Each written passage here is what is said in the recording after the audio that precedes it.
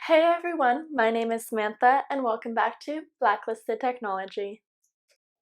In today's episode, I'm going to give you an update on Blacklisted Technology.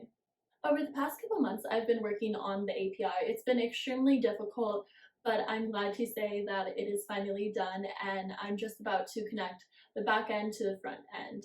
So that brings me to what else I've been working on. I did the entire front end. I used Xcode and it was an entire new learning process. I had never used it before. Thank God for Googling and YouTube because I was able to successfully learn the entire system and how to implement the design as well as the back end code. So right now I'm just finishing on the authentication and I'll go from there by connecting both the back end and the front end. And this should be done by September 1st, so I'm really excited about that. So my next process and what I will be doing is learning about NLP. So far I've done a lot of research, but I haven't actually implemented it anywhere. So NLP is natural language processing. Natural language processing can be used in a multitude of fields, and I'm focusing on a part of NLP which is called name entity recognition. NER is extremely useful because you're able to extract names, locations, and descriptions out of mass amounts of data. So this is what I'm most excited about in creating the next step of Blacklisted, to create this matching system where I'm able to match location, descriptions, and names out of large amounts of data. So I'm very excited for the next couple months, and I'm excited to launch Blacklisted 3.0 September 1st and implement the matching system mid-October.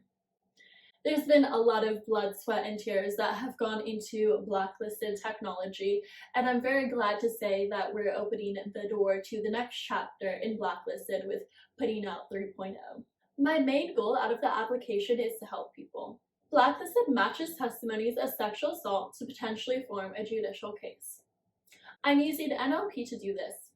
While building the algorithm, I decided that in order to get it fully working, I would need mass amounts of data.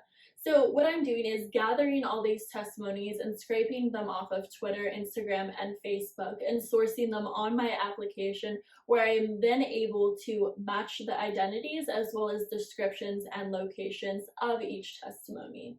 Blacklisted technology is just an entryway to what I hope to accomplish in the future.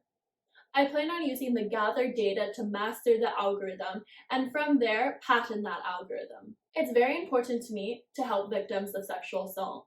99.5% of perpetrators never spend one day in jail.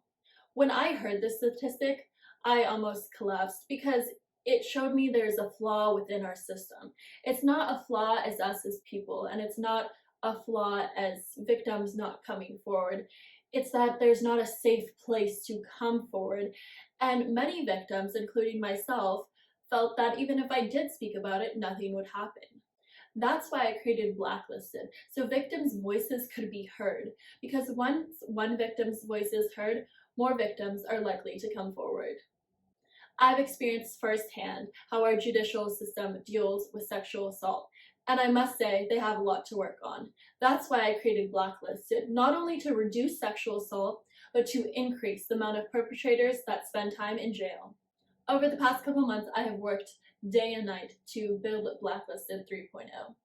I'm at the final stretch and I can't wait to see what I accomplish next and where Blacklisted technology goes.